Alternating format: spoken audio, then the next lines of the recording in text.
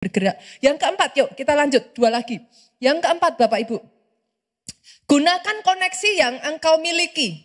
Maksudnya gimana? Gunakan koneksi yang saudara miliki. Yuk kita lihat, dari ayat ini saudaraku, perempuan ini disuruh sama Elisa, pergilah mintalah bejana dari luar, daripada segala tetanggamu bejana kosong, tapi jangan terlalu sedikit. Bagaimana bisa dia dapat bejana sebanyak itu Bapak Ibu?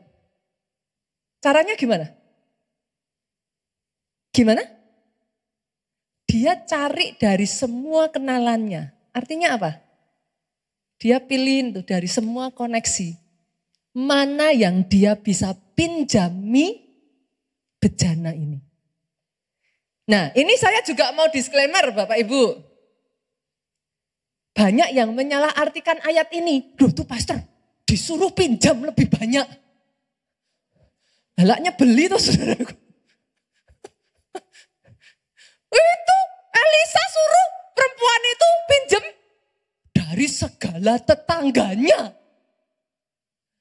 Loh sorry loh saudara, yang disuruh pinjam itu apa? Dibaca lagi. Bejana kosong. Maksudnya tuh gimana toh?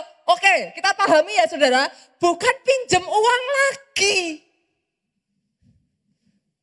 Tapi gini saudaraku, kadangkala maksudnya bejana kosong tuh gini, itu di tetangganya juga apa? Kalau bahasa Jawanya, bahasa Jawa tuh mantep banget ya saudaraku. Didongkroki. Pernah lihat saudara punya mangkok, punya apa nggak kepake? Nah, ini nih di tempat lain itu barang yang nggak terpakai. Tapi bisa saudara gunakan. Terus maksudnya gimana saudaraku? Setiap orang, case by case beda-beda ya Bapak Ibu ya. Saya kasih contoh aja ya. Contoh aslinya tuh gimana Pastor? Pastor jangan pakai Alkitab terus, saya nggak tahu. Itu ada yang DM saya ngomong gitu. Pastor saya orang Kristen baru. Gimana caranya dapat rema? Saya nggak ngerti gitu saudaraku. Ini pastor bilang bejana. Saya itu harus ngapa? Oke, saya kasih contoh yang aplikatif ya. Oke, saudara punya keahlian untuk katakan ya saudaraku mengelola restoran. Oke ya, tapi saudara nggak punya tempat. Orang lain punya ruko kosong tadi didongkrok nih. Nggak kepake saudaraku, dia cuma punya tempat tapi nggak diapa-apain. Dia nggak punya skillnya, dia nggak mau juga untuk membuka. Ya tempat itu berdebu nggak kepake. Ada orang lain lagi punya uang tapi nggak mau kerja. Dia punya modalnya tapi dia males ngurusi restoran. Dia nggak punya tempatnya. Nah kalau saudara gunakan koneksi ini disatukan. Saudara bisa melihat yang saya katakan? Nah, terjadilah kerjasama networking partnership. Jangan lupa ya saudara, hitam di atas putih. Orang Kristen tuh sukanya gitu loh.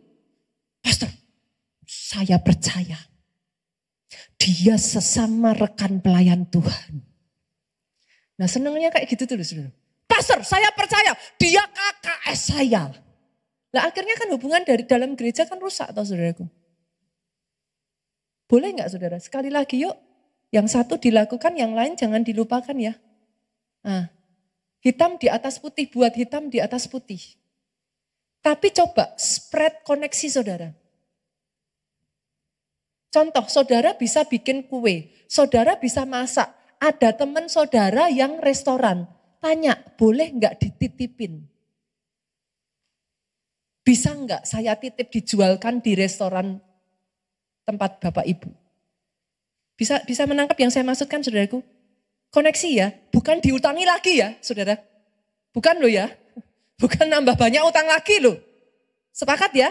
Yang keempat cari koneksi. Koneksi-koneksi minta Tuhan bukakan hikmat, tuntun. Yang kelima saudaraku, yang terakhir, pemain musik gak usah naik dulu ya. Yang terakhir dari yang ini. Oke yuk. Yang kelima saudaraku, yang kelima yuk. Yang kelima, nah ini saya harus menjelaskan kepada saudara. Lunasi hutangmu sesuai dengan prioritas. Maksudnya gimana? Lunasi hutang sesuai prioritas. Sorry saudaraku, setiap hutang itu statusnya nggak sama. Oh, hutang punya status ya, Pastor? Iya.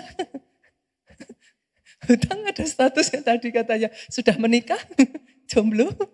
Hutang punya status, saudara. Maksudnya gimana? Hutang itu beda-beda. Satu, ada hutang yang ada agunannya atau tidak. Itu beda, saudaraku. Bobotnya beda. Sama-sama hutang, ada yang nggak pakai agunan. Ada temen yang deket sama saudara, udahlah pakai dulu.